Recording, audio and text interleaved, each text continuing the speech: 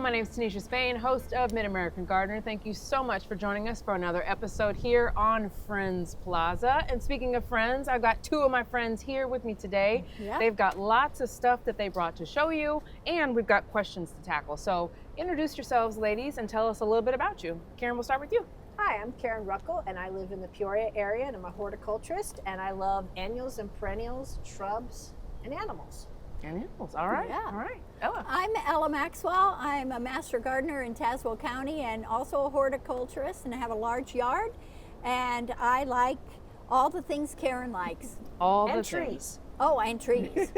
So we've got questions and crafty sort of things to get into today. Let's take a couple questions before we get into Okay. the crafty items. Let's see. As we're winding down, it's time to start talking about bringing things in, digging things up, cleaning up our beds. So Vic Craft wants to know, what about iris? Is it necessary to cut them back?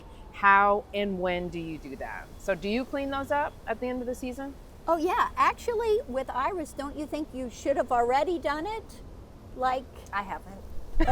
okay. We well, love the real world examples. That's it exactly. No, there is problems sometimes with iris borer on the larger bearded type iris, and so cutting back the fans and cleaning up the spent foliage, I think, is very helpful to, monitor for insect activity. And usually the foliage will die back anyway, and so as early as mid-August you can start to clean your iris, and that would be the time to divide them.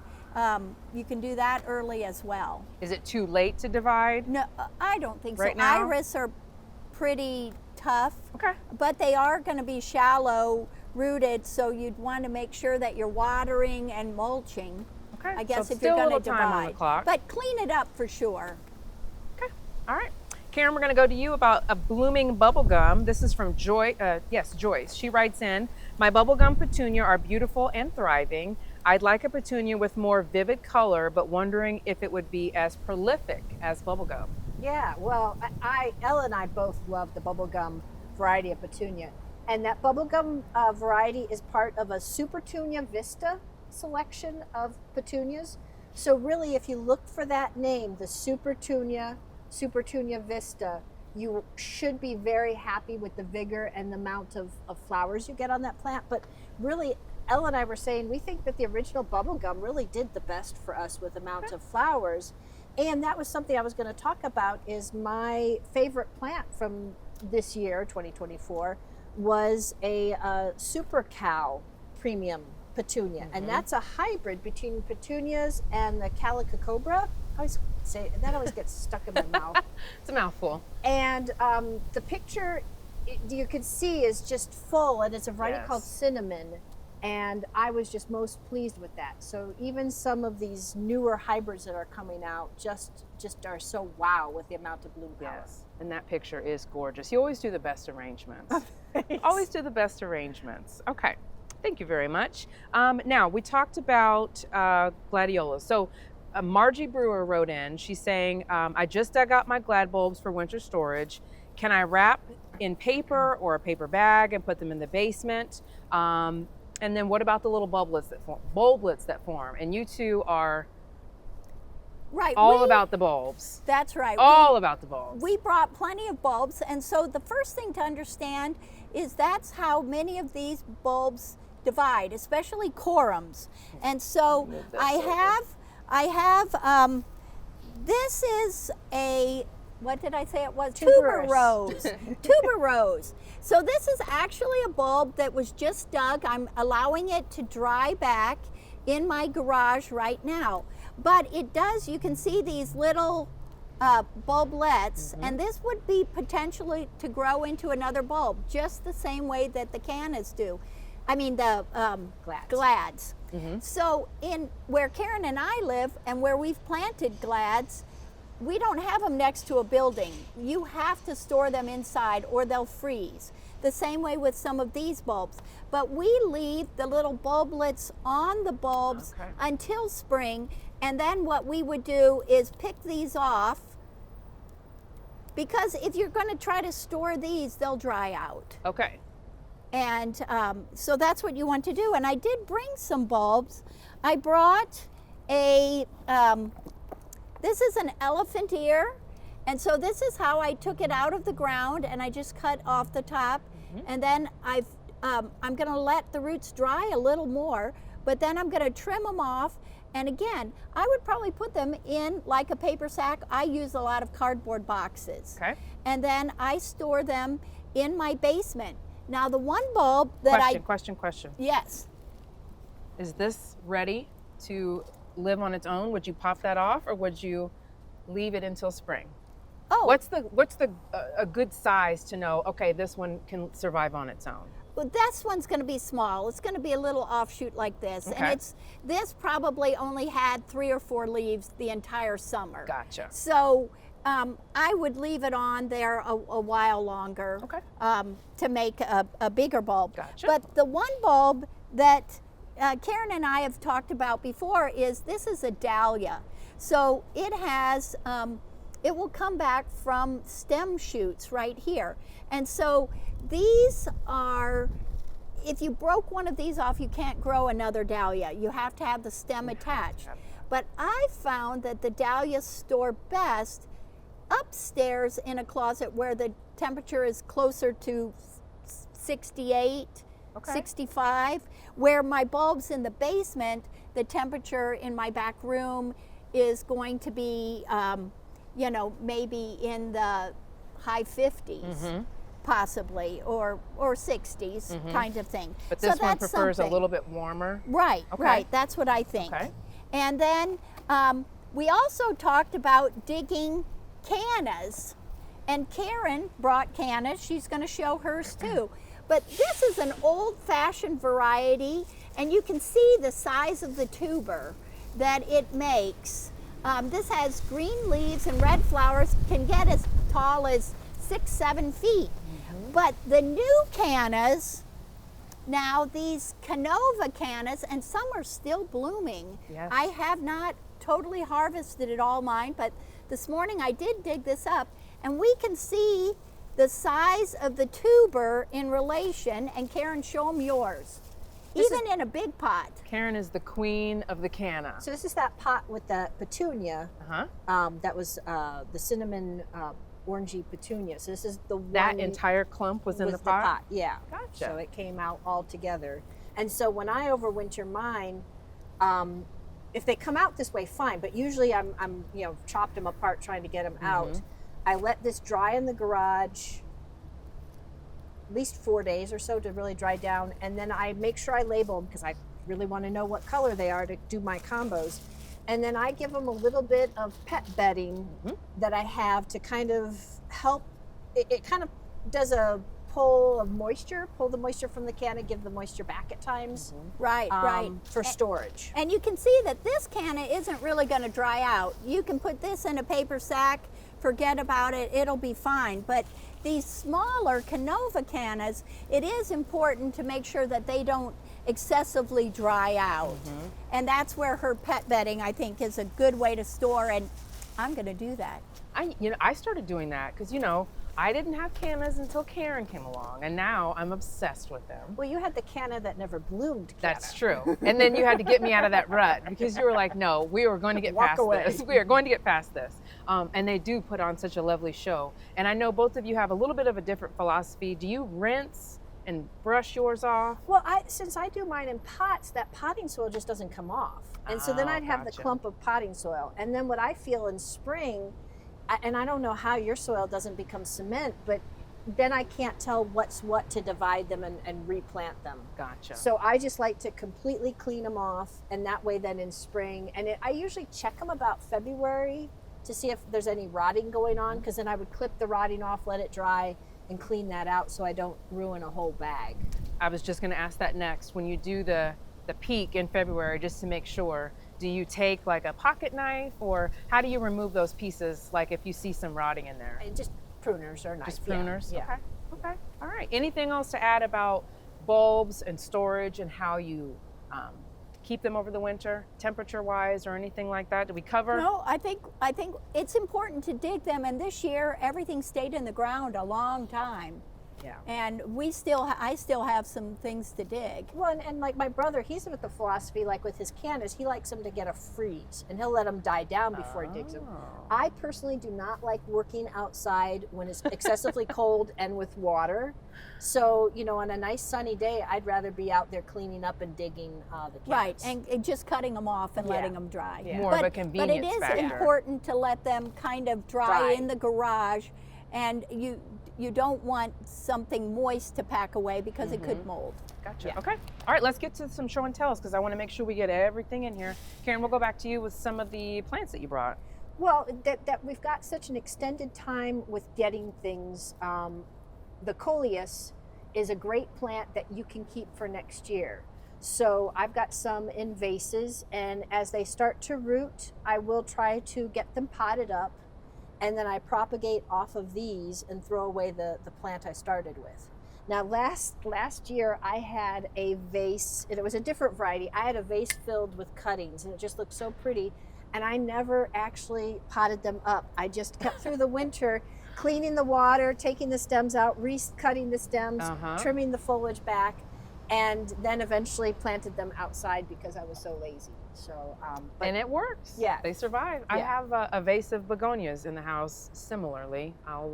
Maybe I'll plant them. Maybe they'll just stay in the vase all winter. We'll see. We'll see. Sure, it is fun to do that. yeah. Do you want to talk about how to propagate these? Can you show folks like what? Because it's really, really easy. This Yeah, is a it good is. one to start with. They root so easily. So along the plant, they will send roots just about anywhere on the stem, so that is nice. You don't have to have a particular place. So you can actually do stem cuttings that you would put them in the soil and then give them maybe a little plastic tent to keep humidity up until they form their own roots, or start them here. And you wouldn't want the roots to get any bigger than this to pot them up, because then it's just a mess. Right. And one thing I do, actually, I trim the leaves in half. Okay. Let's talk So they about have that. less to support while so they're not trying taking to recover. not taking it completely off. Right, not taking it off, just cutting it in half. Okay.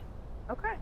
For Excellent. the big leaf varieties. For the little leaf varieties, you wouldn't have to do You wouldn't that. have to do that. Okay. Yeah. Gotcha. And then you'll have those all ready and can plop them back outside in the spring in your arrangements. if I mess up and I don't make it, I can buy new ones. Yes. But if I make it through the winter, then I've got this fun already started. Yes, and it's just another thing, I guess, to fiddle with in the wintertime. You Oh, know, here checking it the is. roots and Yeah. changing out the water. Sure. Okay.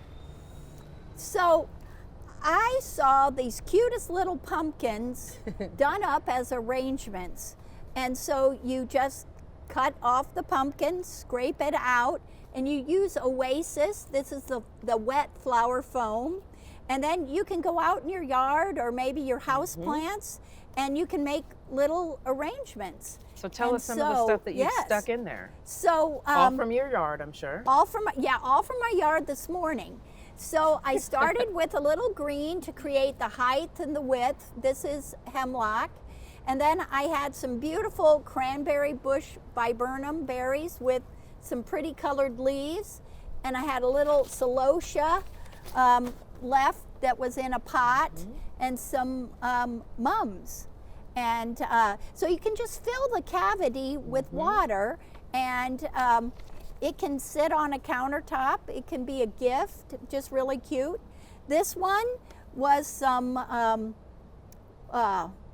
wandering, I don't know what they call it now. Dude? I think they say wandering dude. Wandering dude. Yes. And some gomphrena and a little a geranium and hypoestes and a little baby calibrachoa Very pretty. and gomphrena. Now I will mention that sometimes at Thanksgiving I've liked to take a gift when I'm going to somebody Sure, else's house. sure. And if you're wanting to take a cute little pumpkin arrangement for Thanksgiving, get your pumpkins now quick, because trying to find a decent priced little pumpkin at Thanksgiving. The week usually, of. Yeah, well, usually they're the pie pumpkins at the grocery store, and they're overpriced for me for doing Yes. a table arrangement. Yes. Yes, well, this was 50 cents Can't at beat the it. grocery store, yes.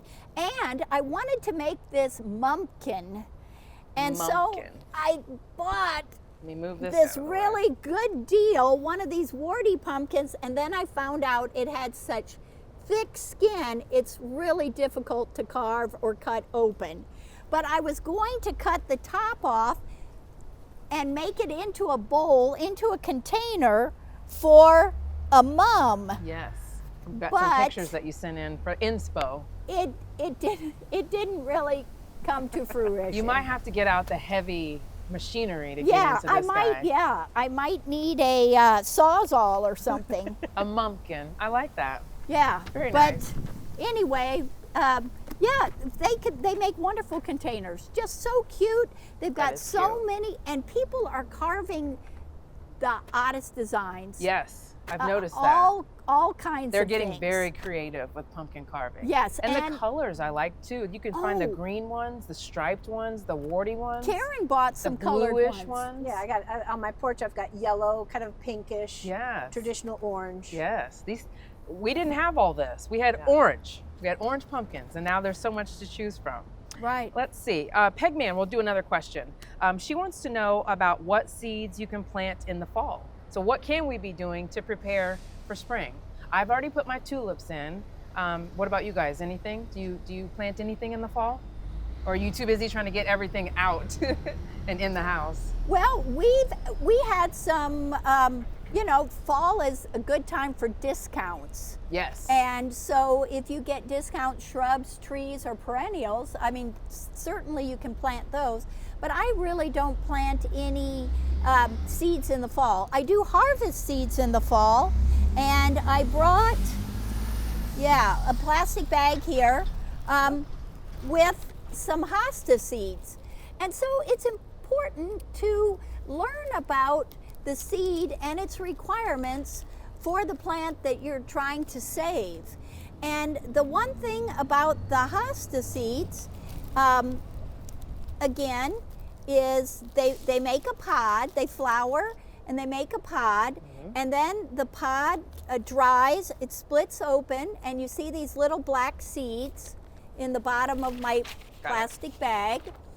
The interesting thing about hosta seeds is that they are viable immediately. Okay. So once the seed pod has dried and opened, these seeds can actually be planted now and under lights, and many people do that, and you can almost have a flowering plant by next year.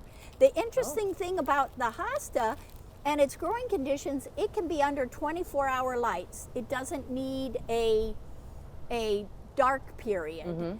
And usually the seeds take anywhere from 10 to 14 days to germinate. And so, You can never have too many hosta. that's right. Now the one caveat is they do not come true from seed. So you may get several different colors. You might get a similar leaf shape, but it probably won't look exactly like the parent. Some people will collect seeds from perennials that require a cold period. So things like cone flowers and some of the native plants, wing stem, I think we had talked about them before, those could be sown in the fall, or I like to do winter sowing, or I will store them in a cool space and then plant them in the spring. Now, what about zinnias? I have a huge patch of them. Will they reseed themselves? They will probably it's close to the house. not reseed themselves, Darn but you it. can help them. Yeah, you Okay. can And you easily- can save the seed heads Mm-hmm. and then harvest the seed and replant, just throw it out in the Okay. spring, and they will reseed that way, but I don't think they'll Not- drop. friends of ours that do zinnias, she doesn't get any reliably to come back on their own, but she does save the Gotcha. seed and sows it in the spring, and she gets beautiful, beautiful patches. Yes. All right, I will do that because they're so great to look at and low maintenance. Did we get through? I think you have one more plant down there. Did we get through all of your show and tells? I see something on there. My pictures. Yes. Oh, your pictures. Yes, let's talk about your photos. How could I So, forget those? I wanted to mention stuff that drives me nuts, but a lot of times with plants, the plant you have is not the problem, it's maybe how you're maintaining it. And boxwood are a case in point. The picture is my neighbor's boxwood, and I stuck the yardstick in the boxwood, and it's well over 3 foot. Our boxwood in our front yards are the same age. The houses were built the same summer, the landscapes were thrown in, kind of just a blah landscape. and he doesn't trim his consistently, and now he's mad at his boxwood and wants to tear them out because they're too big. So the other picture is of my boxwood that I consistently prune every year.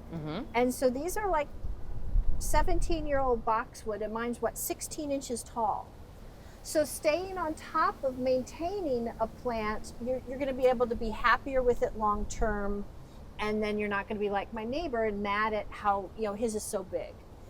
He did prune it back. Now they look pretty sad because he pruned them back further than where the green is. So it'll take them years. So he probably will tear them out. And it's sad because if you just stay on top of the plant, they don't mind being pruned so severely every year.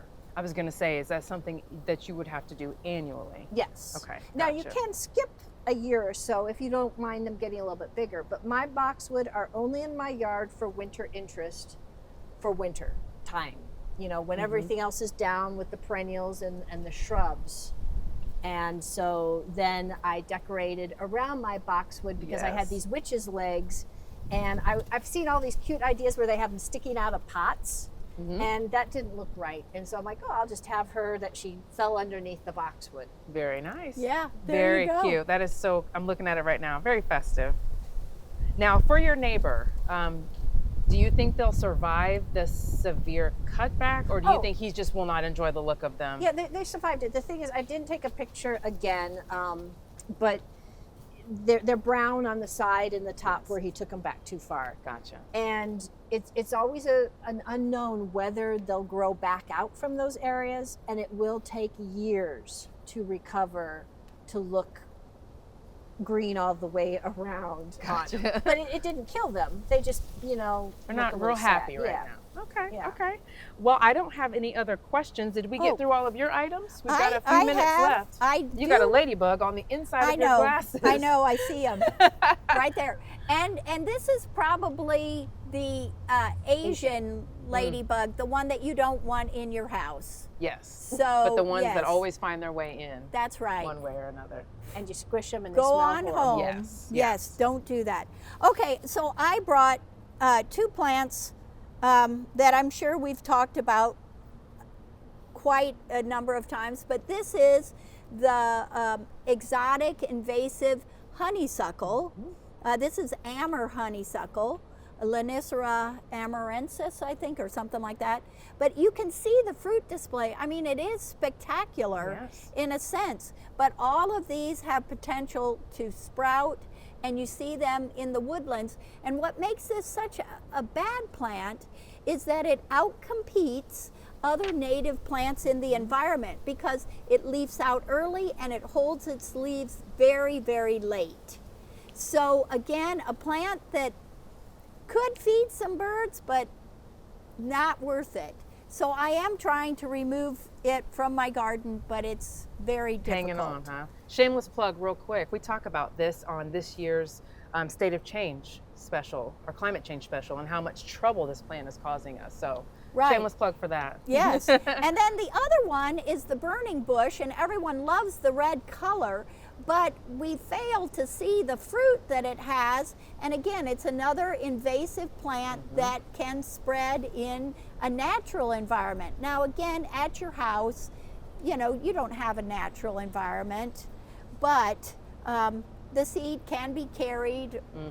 And this is something that they're trying to eradicate in forest preserves and different things. So just know that not every plant is a good plant. And again, you need to know if you're going to grow things from seed, what are the conditions that they enjoy? How can you be successful? And hopefully watching this show makes you successful. And choosing natives when you can. Right. So, well, ladies, thank you so much. We're out of time. I appreciate everything you brought in today and your time and talents. And thank you so much for watching. And we will see you next time. If you've got any questions, you can send them in to us at yourgarden@gmail.com or look for us on socials. Just search for Mid-American Gardener. And we'll see you next time. Good night.